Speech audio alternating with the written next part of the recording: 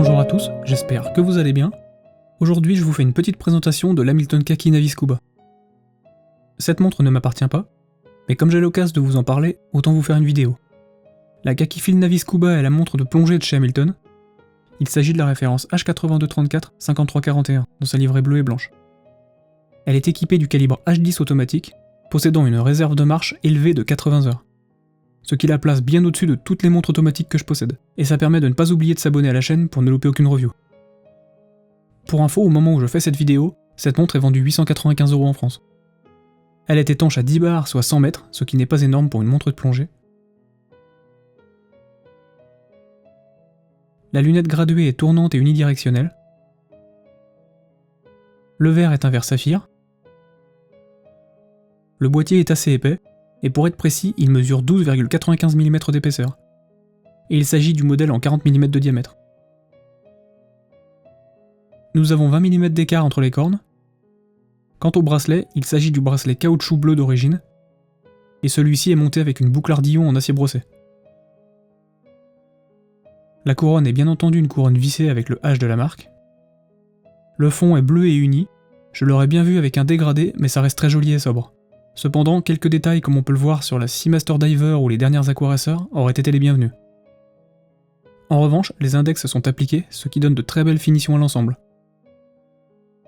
Le dateur est positionné un peu plus bas que sur la plupart des montres. Il est positionné à 4 heures plutôt qu'à 3 heures, et est assez petit. Il faut une bonne vue en l'absence de loupe cyclope. Cette montre est très agréable à porter. Elle est assez lourde, néanmoins la présence du bracelet caoutchouc allège considérablement l'ensemble, et ça lui permet de rester bien positionné sur le poignet. L'anti-reflet fait son travail à l'extérieur, et le Super Luminova fait très bien son job dans l'obscurité, aidé par la taille des index. Désolé, là je me suis planté, j'ai filmé en mode portrait. Je me permets une petite comparaison avec mon Hamilton Kakifil du même diamètre. Il s'avère que comme l'ouverture est plus grande que sur la mienne, elle donne l'impression d'être plus grande que cette plongeuse, et ce malgré une couleur plus sombre. Finalement, la Naviscuba passe bien mieux sur mon poignet de 16,5 cm pour un diamètre identique. Pour info, j'ai déjà fait une review de ce modèle, donc n'hésitez pas à aller la voir sur ma chaîne. Pour ce qui concerne les points forts et les points faibles, cette montre est très belle si on aime les plongeuses. Les finitions sont cohérentes avec les autres garde-temps de la marque, c'est-à-dire top, et le diamètre de 40 mm passe très bien. De toute façon, elle existe avec un diamètre plus important, pour ceux qui auraient un poignet plus imposant que le mien. Son seul point faible pourrait être éventuellement son poids, mais monter sur le bracelet rubber, c'est juste pour chipoter. Cette montre est super.